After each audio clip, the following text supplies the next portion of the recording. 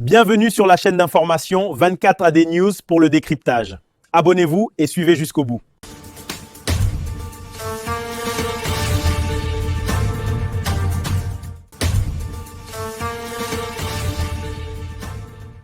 Bonjour et bienvenue sur 24 AD News. Aujourd'hui, focus sur une course électorale exceptionnelle. 1143 candidats s'affrontent pour seulement 255 sièges aux législatifs. Une bataille qui promet débat et tension, et nous allons en décortiquer les enjeux. Pour cela, nous recevons M. Daouda Coulibaly et M. Marius Komoé, qui partageront leurs analyses et avis sur cette course effrénée vers le pouvoir. Restez avec nous, le débat commence, et il s'annonce brûlant. Daouda Coulibaly, si on devrait, est-ce que nous avons des surprises justement?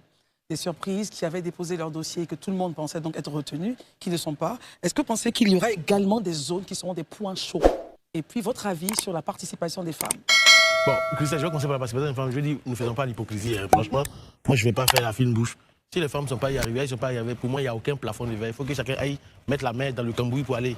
Parce que quand aujourd'hui, on regarde des régions comme des femmes comme, comment on appelle ça, Anne Désiré Ouloto, quand on regarde des femmes comme Marietou Kouni, quand on regarde des femmes comme Yasmina Onyen, quand on regarde des femmes, une dame comme Colette, quand on voit des dames comme Simone et Yves Gbagbo, elles mettent la main à la pâte.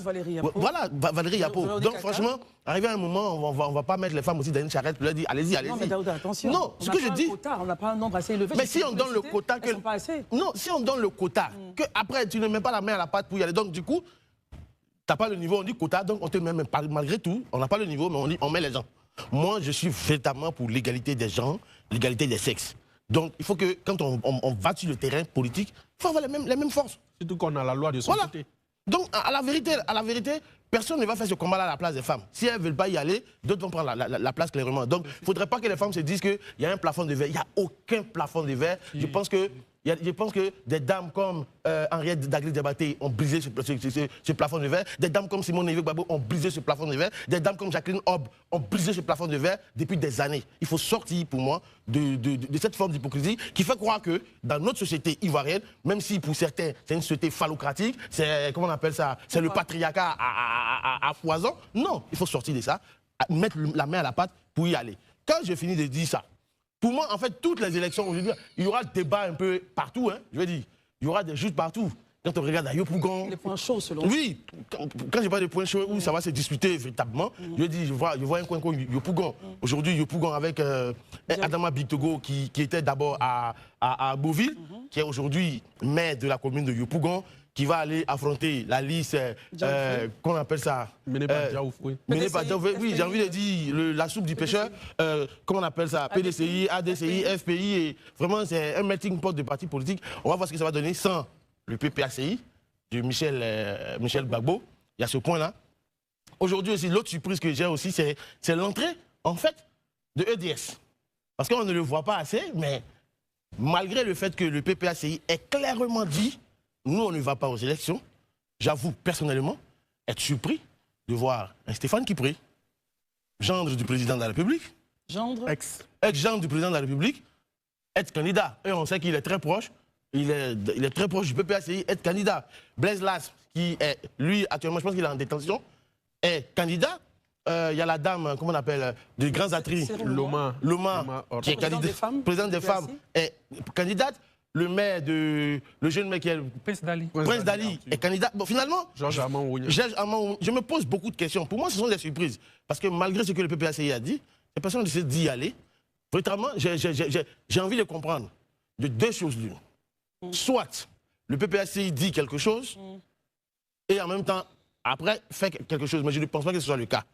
Soit peut-être que c'est comme au RAGP, comme au PDCI, c'est peut-être sûrement une indiscipline de ces militants-là qui veut y aller. Parlons justement, restant sur votre verbatim, la présidente des femmes a produit donc un communiqué, réponse assurément, de ce que certains l'accuseraient d'avoir trahi la discipline du parti pour aller se présenter justement en candidate alors que le parti ne doit pas être là. C'est la seule à avoir fait ce point. Les autres, on ne sait pas encore, Daouda. J'aimerais avoir votre point de vue avant de laisser circuler la parole. Non, je pense que sa réponse est claire. Je pense que le fait qu'elle dise... Bon, on parle de trahison, pourquoi? Parce que le parti a dit non. Oui, c'est pas parce que le parti a dit, le parti a pris sa décision. Mais elle, en tant qu'élue, elle a son équation aussi avec sa population. Très bien. Donc, est-ce que parce que le parti dit non, est-ce que le parti vit la réalité que je vis avec mes, comment on appelle ça, mes administrés au jour le jour? C'est ça aussi la question. Parce que si la dame, elle a trahi, que le PPACI ait le courage aussi de produire un communiqué pour condamner Stéphane Kipré, qui produise un communiqué pour condamner Blaise Las, qui produise un communiqué pour condamner tous ceux qui sont allés, qui ont leur nom sur cette liste-là. Parce qu'il faut avoir de la cohérence dans ce qu'on fait. On ne peut pas condamner une seule personne et dire après que non, il y a une trahison. Bon, finalement, c'est toujours eux qui ont trahi. Je sais pas d'où... Comment trouvez-vous la vidéo? Abonnez-vous, likez et mettez vos avis dans les commentaires. On peut continuer. Marius Komoré, j'aimerais avoir votre point et votre lecture justement sur cela. Selon vous, les points chauds. Daouda a parlé de Yopougon, ensuite les endroits où les partis politiques normalement n'étaient pas attendus. Le PPACI, Stéphane Kipré est candidat, la présidente des femmes est candidate, elle a fait un point. Alors pour vous, est-ce qu'ils auraient dû obéir à la discipline du parti ou répondre à l'appel de leur population? Votre regard là-dessus? Et puis la vision des femmes, la position des femmes qui, malgré tout, peinent à avoir du chiffre, en tout cas pour les femmes. Écoutez, en Côte d'Ivoire, vous avez 15 922 070 femmes. Oui. Sur une population de 32 492 020 Ivoiriens. Selon les résultats du dernier RGP. RGP, c'est pas moi qui le dis. Vous avez 16 511 950 hommes. Donc, il y a un minimum d'équilibre. Il y a un gap. Mais oui, mais le gap n'est pas aussi important. Non, là, vous avez parlé du nombre de femmes en Côte d'Ivoire. Oui, 15 millions de femmes. Et Daouda a raison qu'on ne va pas les mettre, permettez-nous l'expression, dans les charrettes pour leur demander d'être candidates. Il faut bien qu'elles se lèvent et qu'elles prennent leur place là où il le faut. Vous qui êtes attaché si bien à votre tradition, Marius Komoré, pensez-vous que les pesanteurs traditionnelles pourraient être un frein justement à ce que de nombreuses femmes participent à ces élections, aux différentes élections? Je ne le pense plus. De plus en plus, nos villages, nos campagnes. Et notre mindset est développé pour ça, des hommes. Aujourd'hui, même au village, tous s'expriment en français. Tous nos enfants ont été à l'école pour la plupart. Donc, la pensée villageoise a beaucoup évolué. Et donc, les conditions hier qui obligeaient des femmes à ne pas aller à des élections, c'est fini. C'est plus le même cas. Comment voulez-vous que des gens qui se sont battus durant 5 ans, jour pour jour, aux côtés des populations, je le disais hier ici, des gens ont sponsorisé des manifestations, des cérémonies, ils se sont dépensés bec et ongle dans la perspective de ces élections, en vue d'être candidats ou candidates pour que leur communauté leur reconnaisse ce qu'ils peuvent apporter à leur population, à leurs parents. Un parti politique dont les leaders, pour le reste, reçoivent tous pour la plupart des rentes viagères, décident de ne pas cautionner leur candidature ou de leur demander de ne pas aller à cette élection. Pour quelle raison? Marius Komoré, dans le même PPACI, il y a des personnalités politiques qui ont décidé de ne pas remplir. Madame, par obéissance au parti. Pour rappel, oui. le RDR d'alors avait fait cette même erreur. Et le président actuel de l'État de Côte d'Ivoire, M. Ouattara, qui dirigeait le RDR d'hier, devenu aujourd'hui RHDP, avec plusieurs partis, avait reconnu que ça a été véritablement l'une des plus grandes erreurs qu'il a commises. Aujourd'hui, quand vous prenez le président du PPACI, lui-même il a dit publiquement, il vit de sa rente viagère, il bénéficie d'au moins 10 millions par mois. Pourquoi ce point justement? Mais je l'ai dit, mais lui il gagne à manger. Mais les autres là, les cadres, les jeunes cadres et autres, qui n'ont même pas un centime, ils se décarcassent avec le minimum de leur salaire pour aller au contact de leur électorat, de leur population, les soutenir. Et puis, à la veille des élections, on dit non, vous n'y allez pas. Pour quelle raison? Vous prenez tous les ministres qui s'appellent... permettez, parce que moi, c'est société civile, donc je ne suis pas là pour la rigolade. Vous prenez Ouiba Oulaye, vous prenez Dano Djedje et tout ça. C'est des anciens ministres, ils bénéficient d'une rente viagère.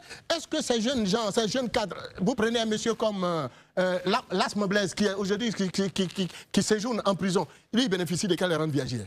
Lui, il a besoin de se faire une place, il a besoin de se faire adopter par sa population, il a besoin qu'on le porte à la tête donc, de sa communauté, soit par la législative, soit par les municipales. On vient lui dire non. Et pourtant, pendant 10 ans, 15 ans, ils ont travaillé sur le terrain. Ils ont été au contact de leurs parents. Avec leur minimum de gains, ils ont pu sponsoriser des manifestations. Au moment maintenant d'aller à l'élection, pour que leur reconnaissent tout ce qu'ils ont fait, on leur dit non, vous ne pouvez pas. Entre-temps, ceux qui prennent la décision, les premiers responsables au plus haut niveau du parti, et tous sont des rentes viagères, pour la plupart. Cela est inacceptable. Et donc, pour moi, on ne peut pas les condamner. Voilà, chacun vient à la politique, on souscrit à un parti politique, on prend les décisions ensemble, mais si la décision piétine justement vos intérêts et les intérêts des votes, on fait comment? C'est ça la question. La question, elle est fondamentale, elle est centrale. Et donc, pour nous, il faut laisser les gens exprimer justement leurs besoins. Voilà Stéphane Kipré, gendre du président Gbagbo, lui-même, il est candidat. Mais on attend que le PPACI le sanctionne comme ils l'ont fait avec, par exemple, le ministre Don Melo. Merci de nous avoir suivis et à la prochaine pour une nouvelle vidéo.